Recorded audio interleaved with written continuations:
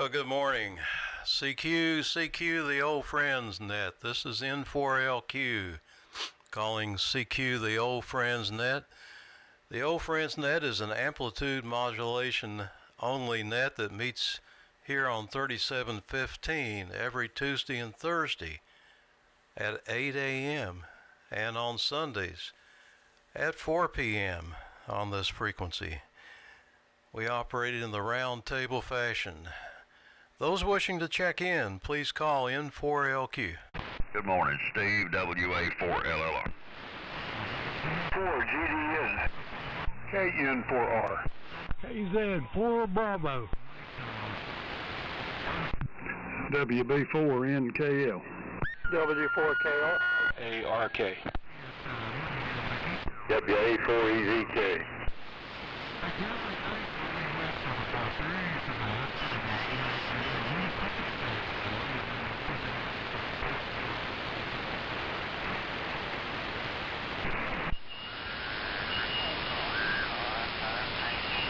All right, I think there's some more out there. This is N4LQ, still listening for check-ins. W4WU. Got Richard. Anybody else? I see somebody tuning up down frequency a little bit.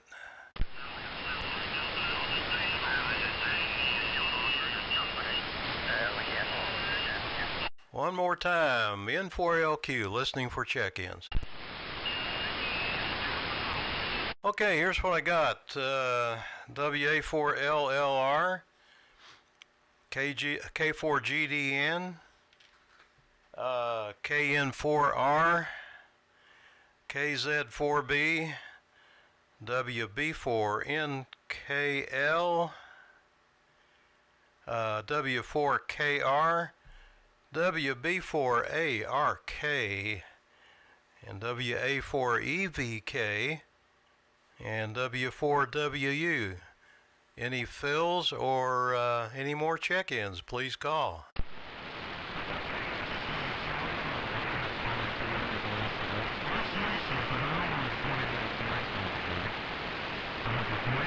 All right, well, down the list one more time real quick. LLR, GDN, 4R, 4B, NKL, KR, ARK, EVK, and WU. And it is a blistering 39 degrees here in Shelby. And here in Shelby, they're predicting, they just dropped it another inch, so it's 1 inch on Saturday. And Sunday is freezing rain and almost an inch of freezing rain, it says. I think that's going to be the bad day. So I don't know what to do about it except survive. So running about 300 watts using the SDR this morning. I got in a hurry and I was trying to live stream this thing. So anyhow, something blew up and this is what I ended up with. So let's go ahead and start the round table. And over to Dave, WA4LLR to take it, N4LQ. All right, fine business, N4LQ, and the and the old friends, WA4LLR. Good morning to everybody. The band seems to be in quite good condition today. We've got 38 degrees and mostly overcast. And they have certainly revised the forecast for us as well. A couple of days ago it was 18 inches of snow, and then it was 1 to 3 inches of ice, and now it's about like you, Steve. It's well, maybe an inch of snow Saturday and maybe some freezing rain Sunday. So who knows? The Lord only knows, and everybody else is just guessing. Anyway, running the Babcock MT5B this morning. and receiving on the HQ180, a little help from the SB220. So, George, down to you. K4GDN, WA4LLR. WA4LLR and the old friends. Good morning, it's K4GDN. And it's in the mid-40s here in Myrtle Beach. We got a mixture of clouds and clear sky. And they are changing the forecast a little bit. Perhaps it won't be quite so bad, but Sunday is definitely going to be a bad day, particularly if it stays down cold and we get freezing on the roads. Copying everybody real well here this morning. We're on the Viking 2, receiving on the couple of HROs there in the AS7583, just to see how things are going there. So with that, I'll pass it on to Brian, KN4R, the group K4GDN. Okay, George, very good. K4GDN and the old friends. This is Brian, KN4R, over in Sherrills Ford, where it's 38 degrees and a bit cloudy out there, broken. Mostly sunny, but some clouds. And let's see, I'm using for a change the Globe Champ 350 here and lifting on an R390A. So my wife went to Publix yesterday, came home with 4 or 5 big bags of stuff, and she said the place was just blown out. She said there was a person restocking every row in the supermarket, and there were holes in the counter. I mean the shelves, which you don't usually see. So it's definitely driving a lot of business.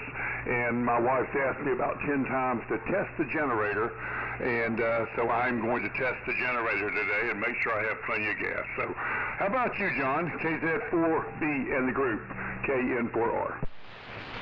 Okay, KN4R and the group KZ4 Bravo. Fine business, Brian. Boy, conditions are fantastic this morning. George is booming in here, and there was some very clear station right on our frequency. I don't know where it was because the guy, more of an old buzzard than even me, which is quite remarkable. So anyway, I'm on the usual Ameritron L82, being driven by the T150, and apparently moisture is getting into my antenna system somewhere. The SWR is it's high again today. It was dry yesterday, and so I could even use my solid state amplifier. But this morning, the SWR is, well, it's not that bad, actually. I guess it's dried out. I'm sitting here looking at the SWR meter. The ice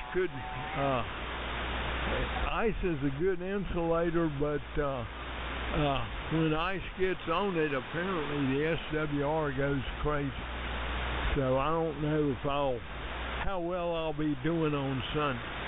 So without further ado, it goes to WB4NKL. Take it away, Cliff. Yeah, KZ4B, WB4NKL. A good copy on everybody. George is coming in good from the beach. Band's in good shape, and it's really changed. An hour ago, I could barely hear pull Dave out of the noise at 7 o'clock, and it improved real fast after that. I think, like we was talking earlier, I think the grocery stores are sponsoring this storm because they really had the sales. So I think they're behind all this. Running the Babcock, 2 Babcocks on here this morning. I'm running the Babcock MT5A and listening on a Drake 2A, driving a Amp Supply LK550 amplifier. So I'll send it on to you, Stan. W4KR, WB4NKL. WB4NKL, W4KR. Boy, that's quite a lineup this morning, Cliff. Oh, here just the usual Viking 500 and the 183D, copying everybody fine. To echo what's been said, Dave, you were non-existent at 7 o'clock, but about by 10 or quarter after the hour, 7, you appeared. You came out of the woods into the clearing. 42 degrees here this morning, going up to 56, and the weather will be what the Lord prevails. With that, buddy, to you, WB4ARK, W4KR. W4KR, WB4ARK. Well, the band is in very good condition today. There's very little noise, and we've got an overcast of clouds, and it looks it doesn't look like any sun so far. So yeah, who knows what the weather's going to be. It does change, and the temperature this morning was 38 degrees. The day before, on Wednesday, it was 19, and that was a tough day. It was pretty chilly all day long, but not in the freezing range. After it got up to above freezing, it went on up into the 50s, low 50s, and so we got our work done, and we headed back home from Duncan's house, and so we don't have much else going on here right now. We're just kind of sitting back and taking it easy. So I think the person that I heard that checked in after me was WA4EVK. So I'm going to turn it over to WA4EVK and hope that's correct. This is WB4ARK. WB4ARK in the group. WA4EVK. Beautiful, hopefully, beautiful sky starting to clear up out there. It's 40 degrees. Surprised me this morning. I expected warmer temps, but nothing like this. We'll take it. Did the generator thing yesterday, and I saw the same lineups in the grocery store that the other guys did. Unbelievable crowding, and I'll bet Dave was busy with propane. I know there was everybody in the propane business down here was crazy busy the last day or so. Running the AF68 into the old Swan Mark 1 with a just SDR. Got a little lazy getting everything going. And with that, I believe I'm going to send it down to W4WU. W4WU, WA4EVK. Yeah, WA4EVK, W4WU in the group. Very good, Boom. Well, I'm like everybody else. I've checked the generator out, gone through and tried to do whatever I need to do. And we went to the grocery store yesterday along with everybody else in Spartanburg County, I think. A friend of mine was in Walmart and said it was unreal in Walmart. So I think it's a conspiracy between the television weather reporters and the grocery stores. So I hope it's not as bad as they say it's going to be. Let's see. The rig this morning is my usual, the Valiant 2 and the NC300 that I got from you, George. It's doing a good job. And that's the station this morning. It's 44 degrees here in Cowpens. And if any of you got your electric radios and read my little bit of email, I'll talk about that later. Somebody wants to talk about it. Interesting article in there about a transmitter that I used to have and didn't know anything about it and sold it, and now I wish I had it back. So back to you, Steve, at 4LQ, W4WU. Roger. Let me turn this down here. W4WU, N4LQ. All right. Well, the Valiant sounds good, and I saw your email there, Richard, about the broadcast transmitter that you wish you had back. Well, I guess so. Let's see. Do we have any late check-ins? W4MEC. There you are. I thought you'd be here pretty soon. Go ahead, Charlie, W4MEC, and then back to me. Hey, really good. Good morning, N4LQ and the group W4MEC. Good morning, everybody. Well, I started listening about KZ4B and down the list there, so I'm not sure where I popped in at. Yeah, that's a great description there about these stores that planned this storm. There's some stuff still coming, and it doesn't seem to be pumping up out of the Gulf or anything, but it's also got a split right down the middle of it, like it's going to go on either side of the mountain there, but who knows. I was watching it yesterday and saying, I don't know here, and the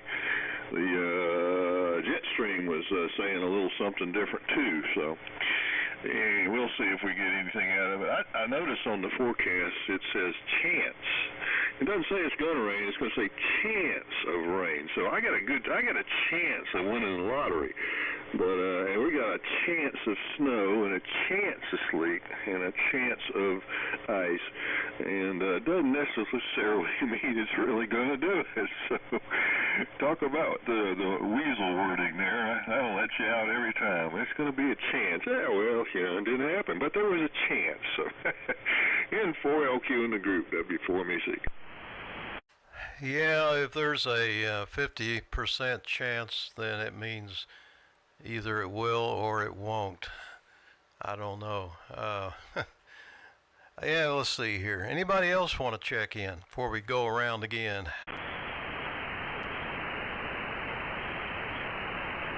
All right, this is N4LQ and the old friends net.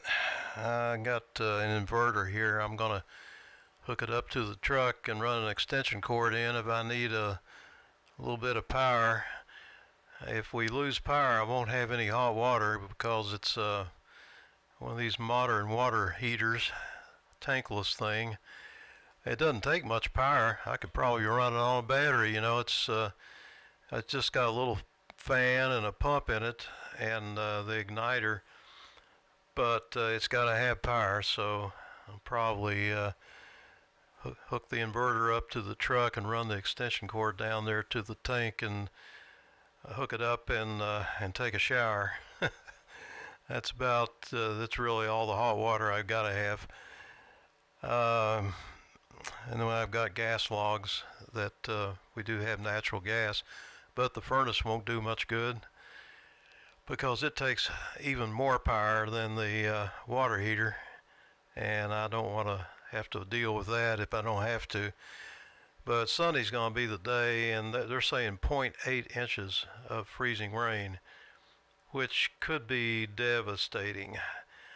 I was reading last night out west in some areas they're predicting exploding trees, and the deal is if the temperature drops really quick, real cold, the sap in these big trees freezes and the tree virtually explodes.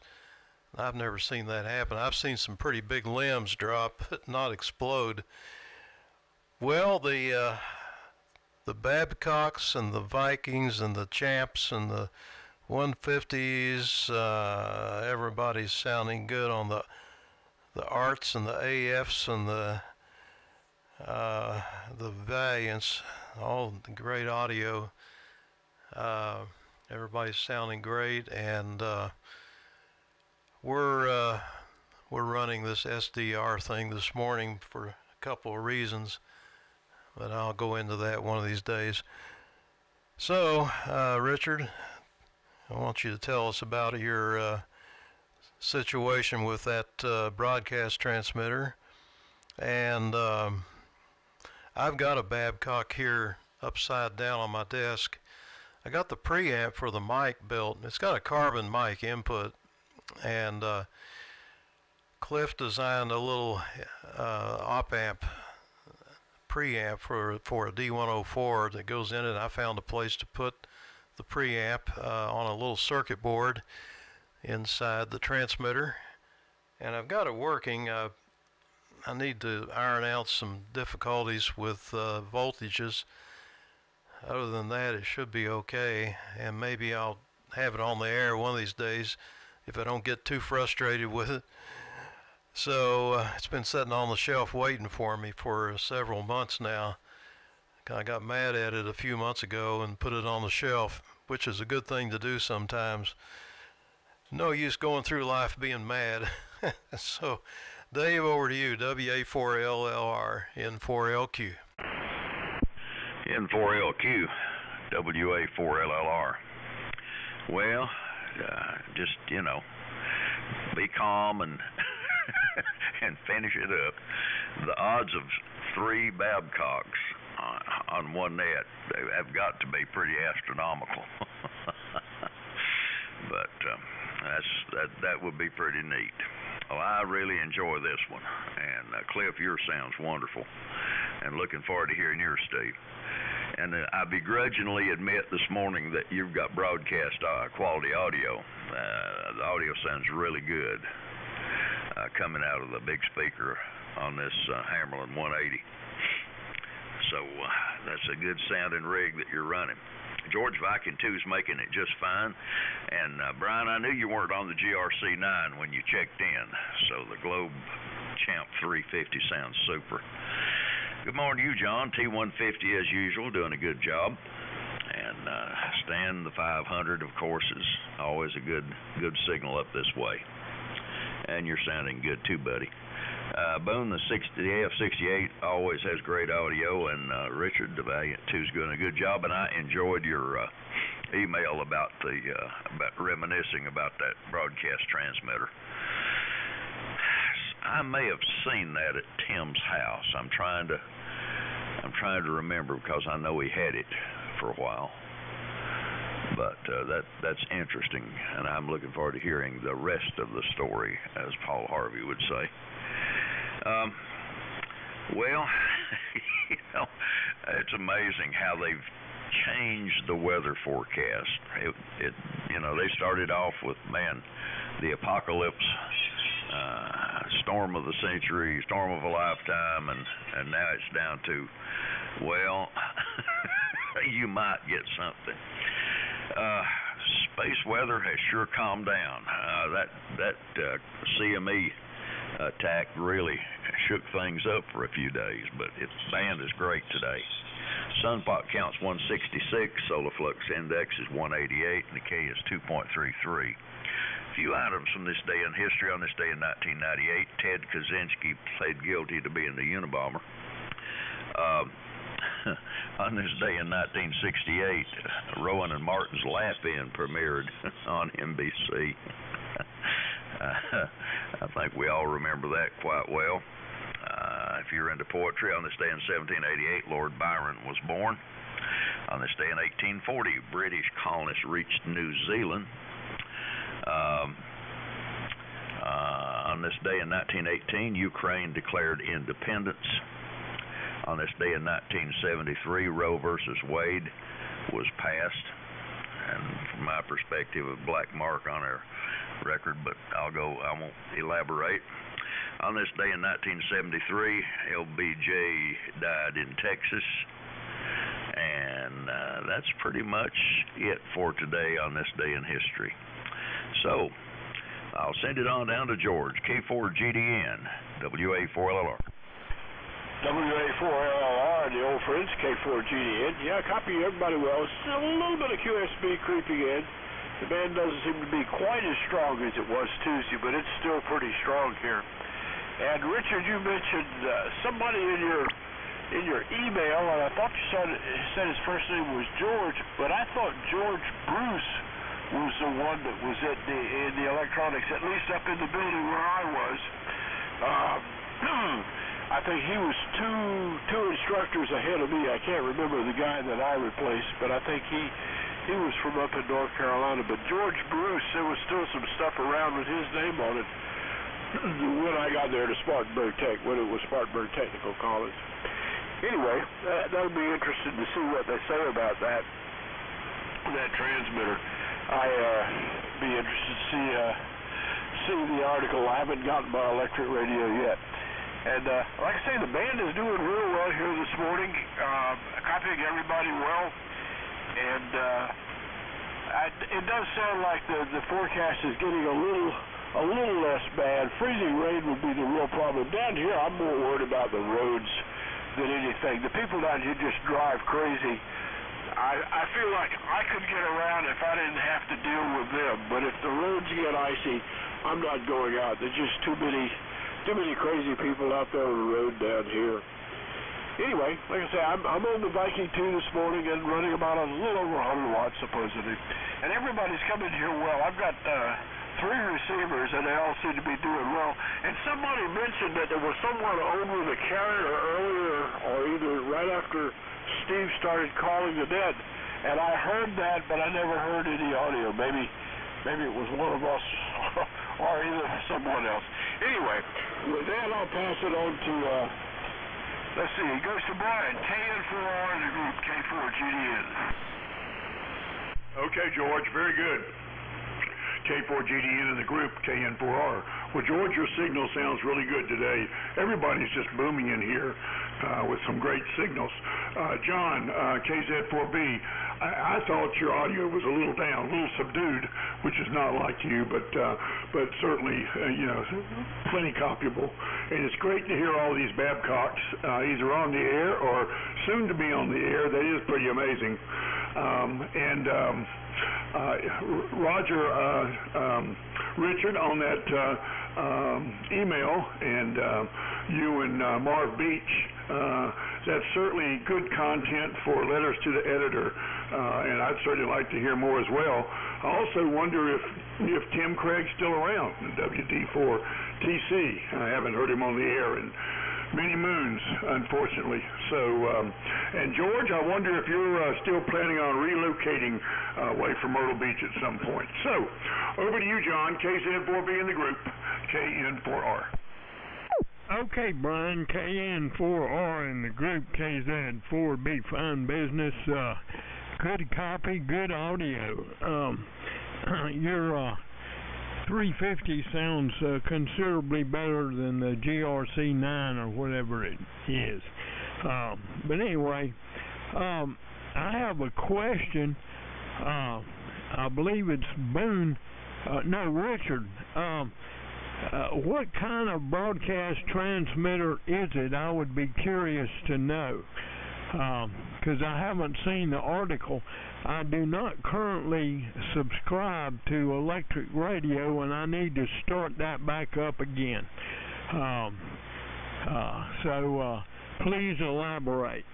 And I did finish the Hallicrafters HT40, and it looks like it's new and works quite well. I meant to have it on today, but I didn't get things changed out to see how it sounds. It doesn't put out near the power that the T150 does, but I wanted to see how it sounded, but I hadn't gotten that far, swapping one in for the other.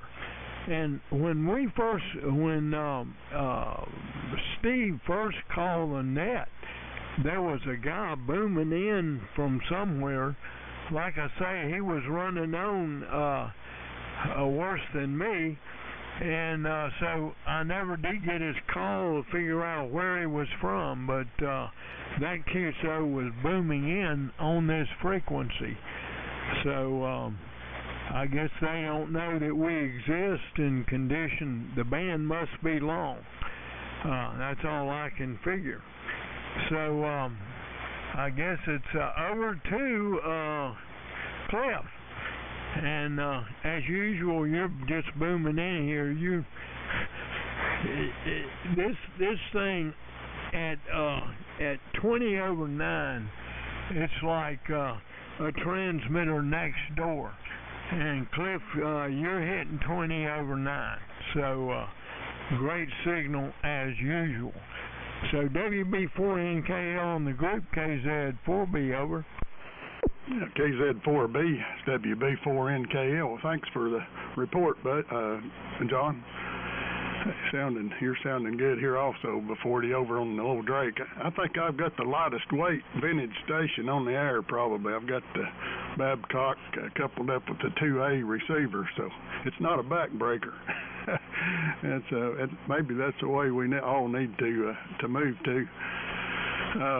I read the article on the transmitter there in the ER last night. I got the ER a couple of days ago and laid it back, but I got to it last night. And that was a homebrew broadcast built at the school down there, John.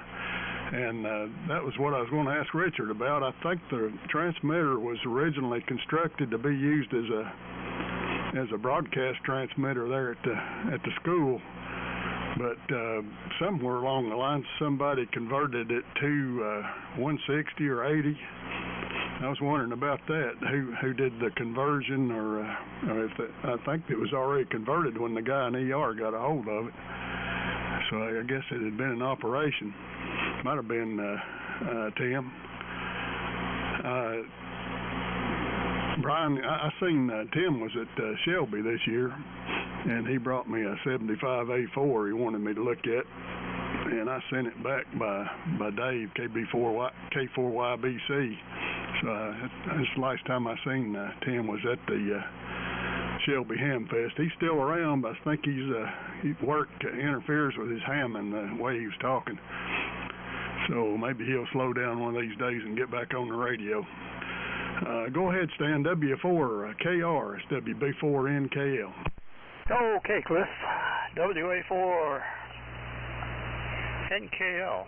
WB4NKL. W4KR. Well, Cliff, you're really rocking in here this morning. Wow.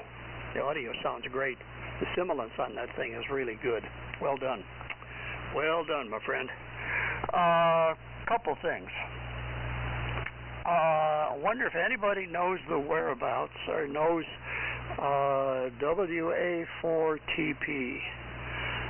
Now, there's a W4TP that's pretty active he's down in Florida, pretty active down, or no, he's in Bay Minette, Alabama. That's pretty active, but that's not the guy. The one I'm trying to get a hold of is WA4TP. He lives northwest of Atlanta, in one of the northwest of Atlanta suburbs. I've called him, no answer. I've emailed him, no answer. And I don't know if he's still around or not. Looking to see. Secondly, in the People version, folks, I'm sure many of you know Sam, KF4TXQ. Sam is currently in the hospital down near Dadeville, Alabama, and his wife went into a nursing home about 3 months ago, and Sam's been living by himself, and he's just not doing well. Wasn't doing well. He'd been one of the net controls for the SEMARC for years. In fact, since its beginning, Sam was one of the beginning guys with that. Word is from the family he will probably go into a rehab facility when he gets out of the hospital. He was just run down and not. He was living alone and not just not doing very well alone. And the assessment is that he may well end up in the same nursing home his wife is in. So we may have heard from Sam for the last time on the air, but we'll see. Hope not, but that could well be. Let's see here. Like I said before, it's 42. It dropped a little bit. Now it's down to 41. And we'll see what the weekend brings. I went into Walmart's yesterday afternoon about 3 o'clock, and it looked like a war zone. It was the shelves were empty and the people were many. With that, buddy, here you go. And I'm curious about that broadcast transmitter also. What it was. I'm beginning to get Richard to get the hang of it, but I'm beginning to get there. Buddy, pick it up. WB4ARK. W4KR. W4KR, WB4ARK. Okay. Well,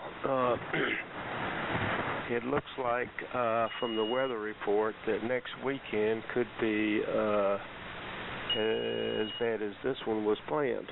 Lots of snow, and so we could be, next week is supposed to be a very cold week, all week, with snow developing first of the weekend, and up to 5 inches, so we'll see. And that's what my son says. Now, he watches some of these guru weather people, and that's what they're predicting. So we don't know. We don't know what Mother Nature's going to do, and Hugo was a very good example of that. Yeah, we were without power for 11 days straight, and that was a devastating hurricane that came through, and it made me stand up and take note of the weather situation, so I'm not going to get caught off of my feet this time. I'm going to have everything in line and be ready for whatever comes my way. So let's see what else we got here. Well,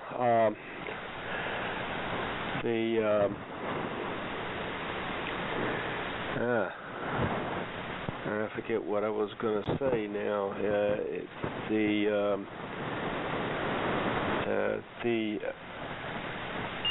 The upcoming, what I've seen in the past is when we're going to have a front come through, it usually the weather temperature kind of mellows up a little bit, comes up above freezing a couple of days ahead of this front that's coming, and then it tanks out. It really hits the bottom. So we'll see what happens. You just don't know. Anyhow, I'm going to say 73 at this point and get on up to the store, get a few things. Don't have to go to the grocery store. We did that a couple of days ago, several days ago, so we got that covered. So with that, we'll send it over to Boone, WA4EVK. Oh, and thanks for calling the net, Steve. WA4EVK, WB4ARK. WB4ARK in the group, WA4EVK. Well, thanks, Steve, for calling the net. My brother is a retired meteorologist, lives up in Columbus. Spent most of his time with defense weather, where they didn't take any best guess. When you were close in to the target hour and so forth, you had to be right on the money. He says that over 36 hours is just a little bit better than a bare-faced guess. And I'll take his word on it, and I think that's why our predictions get better as we get closer to the time, is that they start yelling skies falling and then improve it as we get closer to that actual day of the week that they're forecasting for. That's a little cynical, but that's listening to him talk about some of that is what's got me there. I'm going to have to say 73s. I've got a doctor's appointment. My annual wellness visit. Boy, I tell you what, the government knows how to spend their money. You have to go to that Medicare annual wellness visit no matter how many times or how close to the time that you've seen the doctor. I have gone to the doctor the day before this thing and still had to go for a separate visit, something else. And all it is a survey. Well, do you have rugs in your hall? Guys, I get a little too carried away about being aggravated, but that's where it's at. Anyway, I'll quit grousing, as I call it, to Steve and turn it over to you, Richard. I'll be clear. W4W to take it, WA4EVK. Okay, thank you, Ben. W4W in the group. Well, I guess I'm competing with the weather for the number 2 topic this morning. George, that was George Hendrickson. When I went to work at Spartanburg Tech in 1967, graduated from Clemson in December of '66, and was out for Christmas holidays and went to work. Well, George was he wasn't retired. He'd just been in the Navy as an ET, I guess. And he had gone to work for Philco as a tech rep for them in Iceland, and then evidently moved to Alaska somewhere along the way, because he was in Alaska when the school hired him, and that was in '64 when the school opened up. So he's one of the first electronics faculty there. I sat this morning and augmented what I wrote on the email, and I've got a 2-page article about all that I can think of.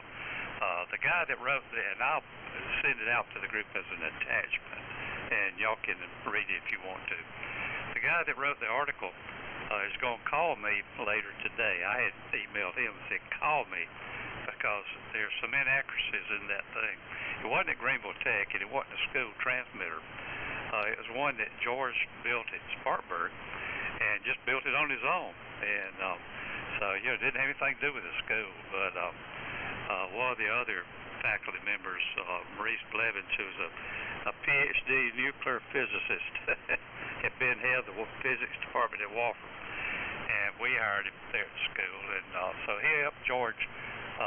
Doc, we just called him Doc, but Maurice wrote a program and ran on our IBM 360. I think it's the 360, one of those earlier machines you had to use punch paper cards, to program it and all. And they optimized the tank circuit with that. But George died with a heart attack. He left Tech and went down to Pensacola Junior College or Pensacola Community College, something anyway, teaching electronics, and had a bad heart. Came back home and died in a grocery store one day. And I went to his funeral and told his wife, gave her my card, and I said, now's not the time, but call me sometime when you want to get rid of that transmitter. And she sold it to me. It was in boxes, and I hauled 2 pickup truckloads of stuff to my house from that sale, all of that transmitter, and I put it all together. There was no documentation at all, nothing. George had it all in his head, and of course, you know where that went. He said, I asked him one day, George, you got all the documentation on this thing? Oh, no, it's all in this book over here. And it was one of the radio handbooks by Bill Orr that I'm sure all of you probably have or seen. And anyway, I got it. I wasn't into AM then. I'd been licensed at 71. This was about, 2002 or 6 or something.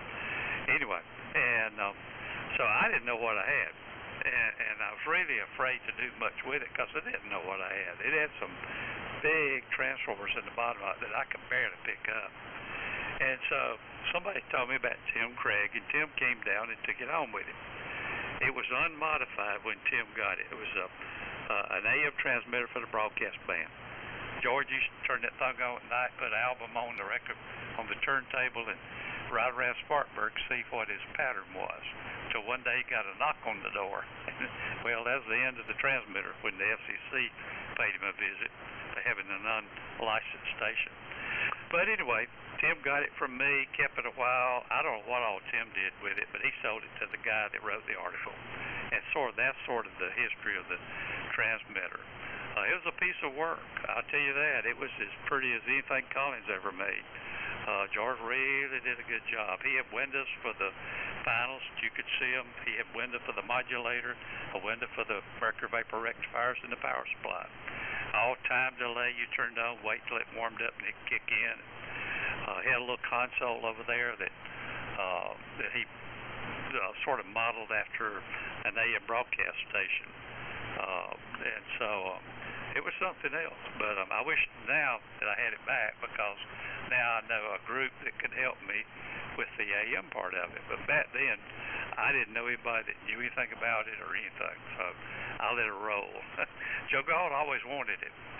Y'all remember Joe, but Joe always wanted George's transmitter. When I got it, I told Joe I had it, and at that time he said, just keep it, play with it. So that's what I did. An interesting project and interesting history behind it. And George, we've had 3 Georges teaching electronics: George Hendrickson, George Bruce, and then you. And I don't know if it's more now or not, because I've lost touch with all those people. Anyway, that's the story on the transmitter. I'll send that article out. And I'm going to go ahead and get out of here, too, and say 73 to everybody. I might listen for a few minutes, then I got to run upstairs. So, Charlie, over to you. W4MEC, it's W4WU. Okay, Richard, W4WU and the old friends, W4MEC.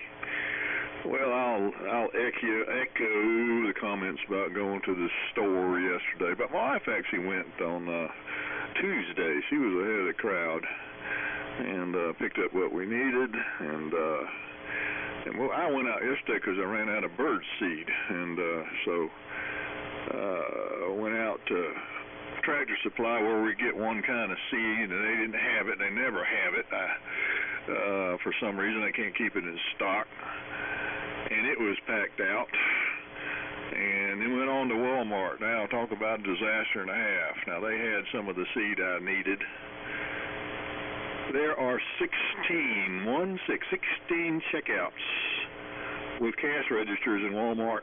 4 of them were open. There's about 16 self-checkouts.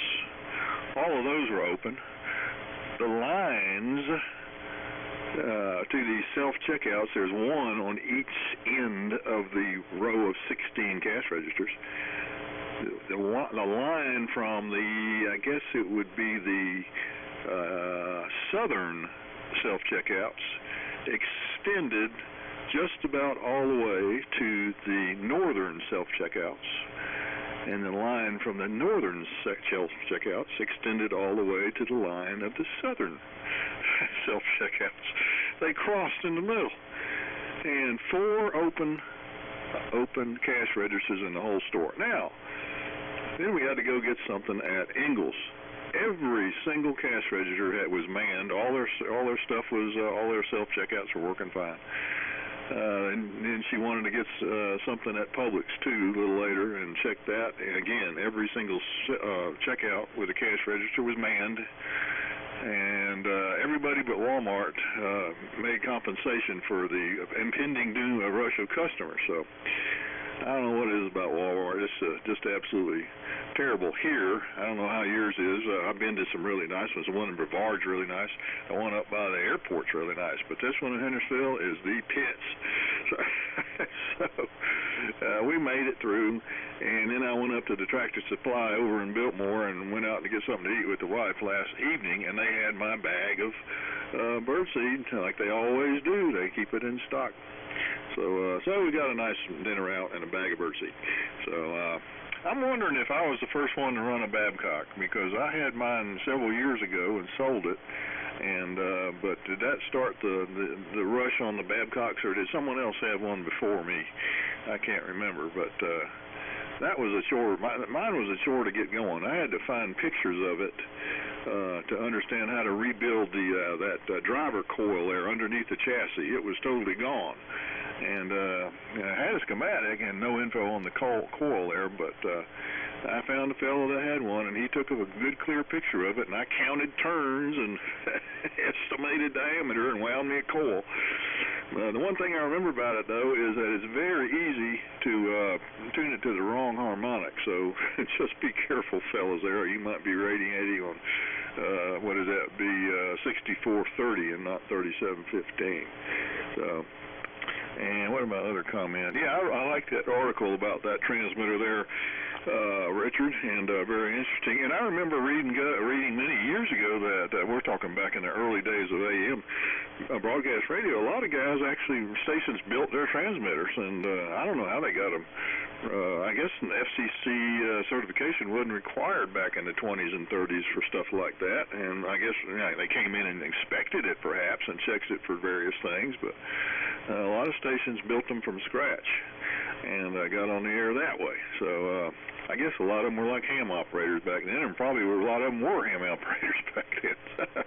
So anyway, what else we got here? I think that's all my notes there. Back to Dave, WA4LLR in the group, W4MEC. Whoa. All right. W4MEC, N4LQ, and yeah, we'll take that. Well, let's see here. Anybody else out there that would like to check in really late? All right, I didn't hear a soul. Let's see here. That was very interesting, Richard. Appreciate that that story about that transmitter, and real fine on the Babcock. Well, there's another interesting little transmitter. I like little transmitters on eBay, made by Mars. You remember the Mars SWR meter from Japan? Well, this thing kind of has that look. Fits in the palm of your hand. It runs about 3 watts, I think, normally output. It's got a 6AQ5 PA with a 6AQ5 modulator that uses high-sync modulation. It covers 75 and 40 meters. It is really neat looking. That Ham and Hi-Fi guy on eBay has it for $200. Buy it now. $30 shipping. That's $230 for this little thing. I'd like to have it, but the one he shows there looks pretty good, and from what I've seen of the original condition, it looks stock, and it's got those what do you call those, gear reduction drives on the front, like you could buy separately, and that's it kind of has a homebrew look to it, but it really is original. There's not too many of those around. I think Bob Howell had one, and now his granddaughter, I think his granddaughter took up ham radio. She's got his call, K9EID, and look at that web page. It's got this on there, among a lot of other interesting little things that she's collected. She's taken up boat anchorism. I just ordered another inverter that I liked on Amazon, and this will be pretty good backup. It's 3,000 watts. It's a pure sine wave. Most of these things put out a nasty looking sawtooth or something like that, but I really wanted a sine wave to running the computer and whatnot. Even the hot water tank, that thing is like one big computer. And I hate to put some kind of crummy looking waveform on it. So this is a sine wave, 3,000 watts, 6,000 watts surge, and it's only $206. That's a lot of power. So it hooks right to the truck battery, and it's got AC outlets, 20 amp outlets on it. So that should work out pretty well. We'll get that in here and be ready for whatever. Hopefully it doesn't happen. Well, let's make it 73 round, and we've already lost, let's see, Buddy's gone, Boone's gone, and Richard is checked out, so Stan will turn it over to Charlie. WA4LLR, N4LQ. All righty. KN4LQ, and the net WA4LLR. Good round, and Richard, very interesting about that transmitter. Let's see here, Charlie. Like you, my wife went to the store on Tuesday, which I was thankful for. I'm not a fan of grocery shopping myself. And that is an interesting transmitter, the Mars Thunderbird mobile ham radio transmitter, 75 and 40 meters. Those vernier drives are interesting. It looked like a project somebody had built, but it looks factory. Quite interesting. Steve, you need to get that. I bet that's the only one. The only one I've ever seen. I bet it's the only one around. You need that for bragging rights, if nothing else. Interesting looking little radio. Well, fellas, I've enjoyed it. I'm going to go in search of breakfast. It's way past my breakfast time. So, Steve, thanks for calling. Everybody have a great day. Stay warm. 7-3, God bless, and we'll pray that this is just a rain event and nothing more coming up. But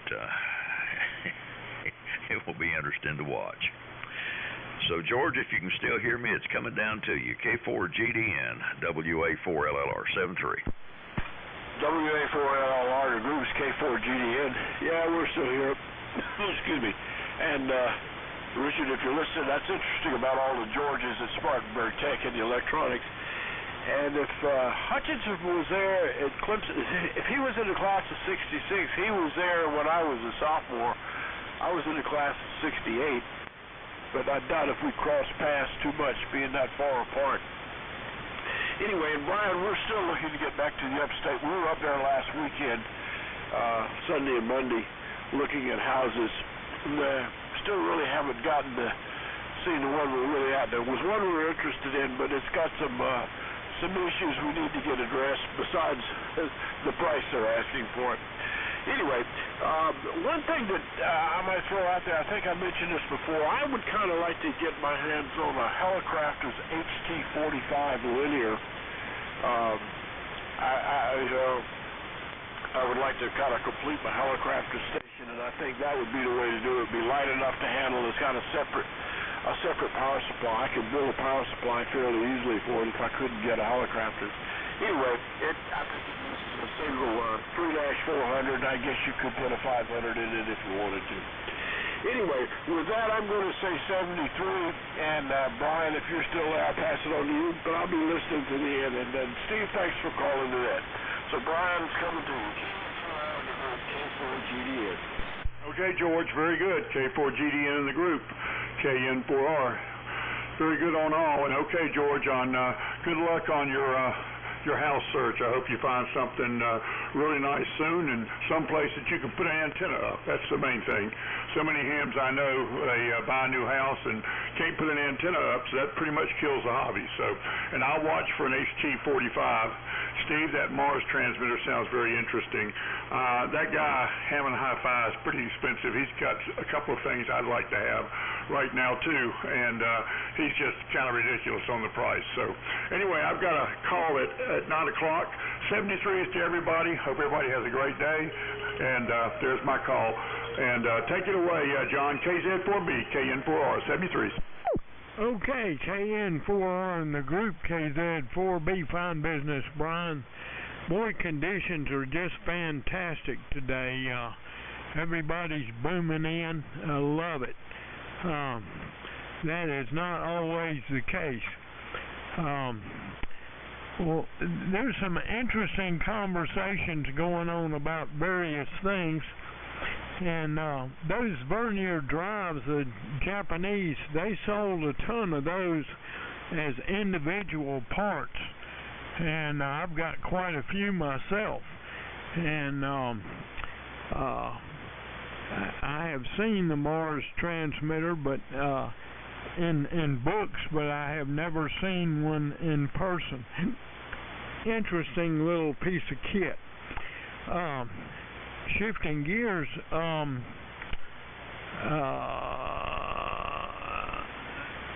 the thought. Water heaters.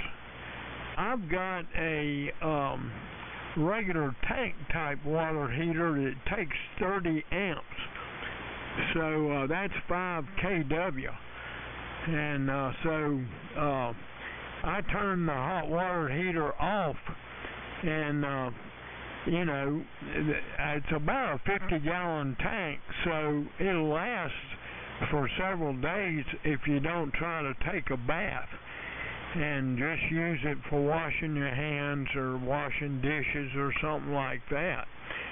But what I use here for emergencies, I've got a Honda 9 kW generator that is a giant inverter, and it's driven by a single, I think it's a 390 cubic inch single cylinder engine that puts out about 13 or 14 horsepower, and it runs a DC generator, and then that feeds a 9 kVA inverter. And the beauty of that is that most generators have to run 3,600 RPM in order to maintain 60 hertz. But with an inverter, if the load is light, then the generator can slow way down, and it really saves on fuel. This thing, I think they said at half load, would run for 15 hours with a 5-gallon gas tank. So it's very frugal, and you see that generator in a lot of RVs, and it's given me good service. I got it from the Gander Mountain store here when they closed, and I was able to steal it because their Honda generators are ridiculously priced, and I got it for, I think I paid $3 grand for it, and it's a $6 grand generator. So that was a good catch, and it was of course brand new. So anyway, I also bought a kit that allows me to convert it to natural gas. It's fuel injected, so that's one reason it's so miserly on gas. But we're hoping to get natural gas in the neighborhood, and of course with natural gas, I guess you could call it all fuel injected, because the gas, you don't have a carburetor, it's just got a valve that injects gas in the intake. But when you go to natural gas, the BTU content of natural gas is considerably less than gasoline. So instead of a 9 kW generator with natural gas, I think it's down around 6 or 7 kW. And which to run the well pump here, and we turn off everything else. So I have rambled on too much as usual. I think Cliff is still in here. So over to you, WB4NKO on the group, KZ4B over, and stay warm. Yeah, KZ4B, it's WB4NKL. Okay, John, I've got the baby brother of that Honda. I've got one of the little 2,000 watt inverter technologies, and I do like that feature where it idles down and still keeps the 60 cycles a going. But good deal on that. Charlie, I didn't. First Babcock I ever seen was the one Dave had picked up at Huntsville, and I didn't know you'd had one in the past. But it's interesting. I wonder if it was the 5A or the 5B. This one's a 5A. I converted it over the oscillator circuit to the 5B, and I had to end up winding a driver coil for it too, you know, to get it into the B configuration. But I hit on it pretty quickly, and it is 40 and 80s on the same band position, so you gotta watch what you're doing on the tuning, because it can easily double into 40. Let's see. Thanks, Richard, for the update on the broadcast transmitter. That's a pretty good story about bootlegging a kilowatt transmitter on the air. That's pretty interesting, and I think you need to write a follow-up article and tell all that story for electric radio. I think it would really be interesting to the folks and correct some of the discrepancies in this other article. That's about it from here. 73's enjoyed it, and I'll listen to the end. Go ahead, Stan, W4KR. It's WB4NKL. WB4NKL, W4KR. Okay, I see there's an MT5A on eBay from a guy that I have done business with in the past out in San Diego.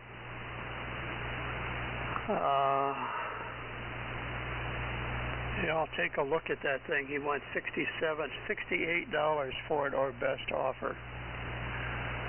Look at the picture, and what he says is, unit is in great condition physically, was hardly used by the original owner and was put in storage several years ago.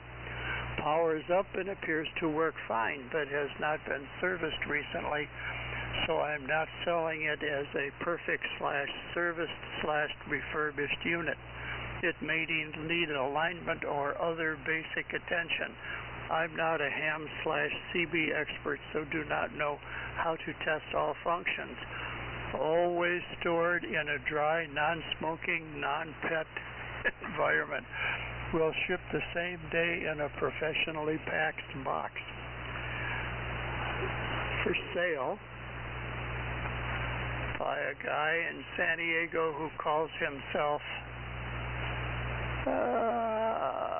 Yellow Chew, Yellow CHOO.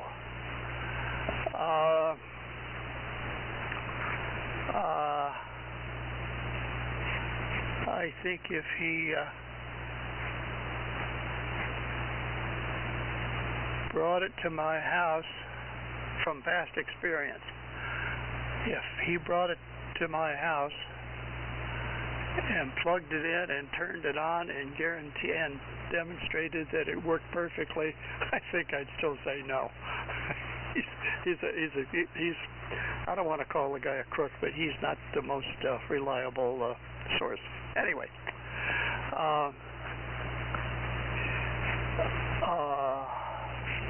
weather forecasting.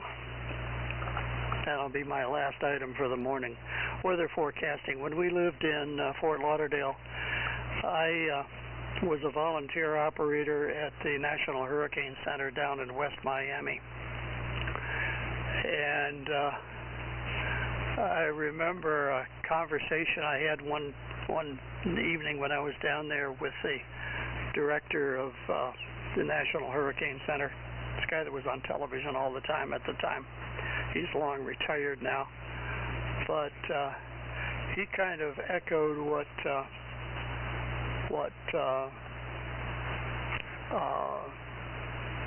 Boone's relative said about weather forecasting. Anything much after 36 hours is just a flat-out guess. He described it a little different, a little more colorfully than that, but I'll leave that alone. With that, good morning, everybody, and Charlie, here it comes.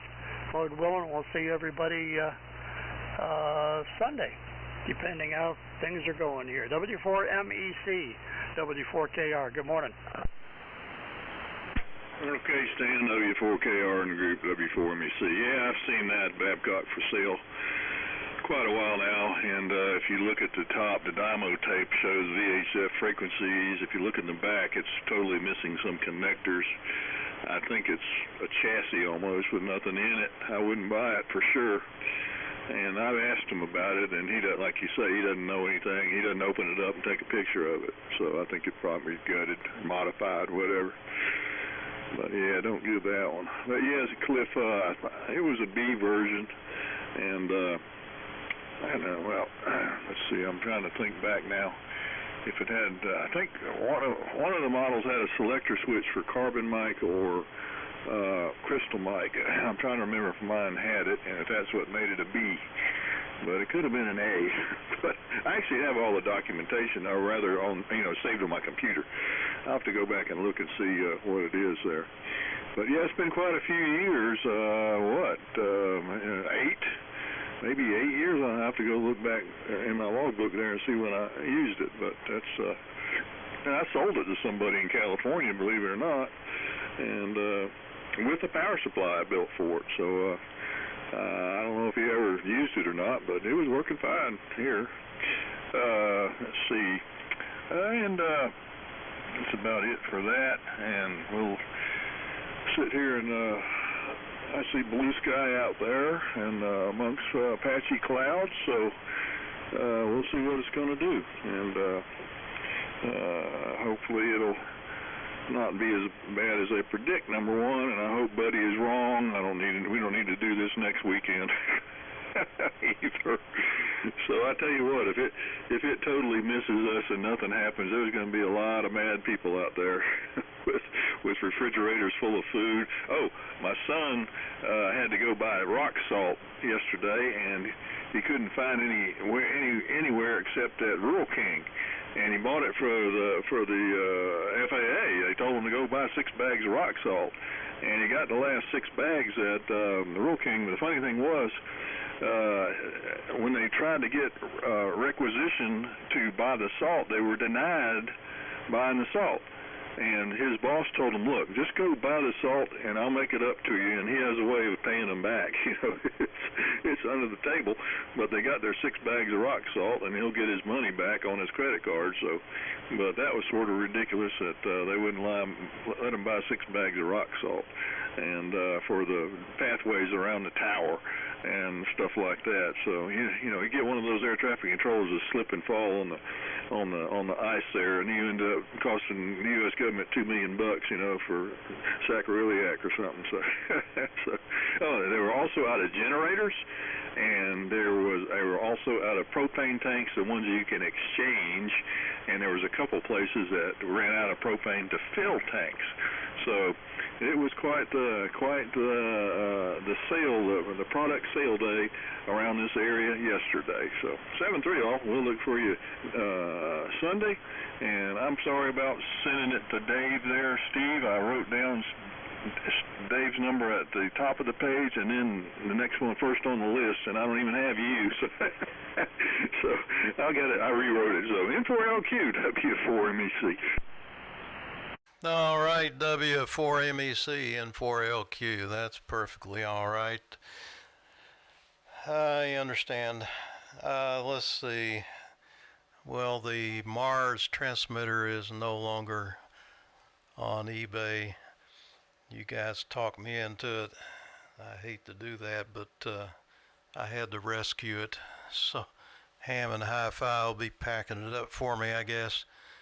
And yeah, Stan, that MT5A has been on there for almost 2 years, I believe. And Cliff and Dave and I have all laughed about it. There's no resemblance of the original. It looks like somebody made a 2-meter rig out of it or something. So that, and I even offered him, about half of that, just thought maybe there'd be something in there I could use, and he wouldn't come down a bit. I mean, so it's the way it goes. All right, we'll see you all Sunday, hopefully, if our antennas are still up at 4 p.m. and I'll try to continue to be on 160 every night at 8 o'clock. With that, 73s, and this is N4LQ, closing the Old Friends Net. It was an MT MT5B, or rather correction, an MT5A, because it had a meter on it that looked like the ones on the front of the LMAC AF68, all Art Deco looking, so it was a 5 alpha, a W4MEC. There seems to be more of them around, Charlie. That's what this one is. I think I'd give the guy maybe $20 for that one if he'd ship it for free. It's on eBay. 73's WB4NKL now clear.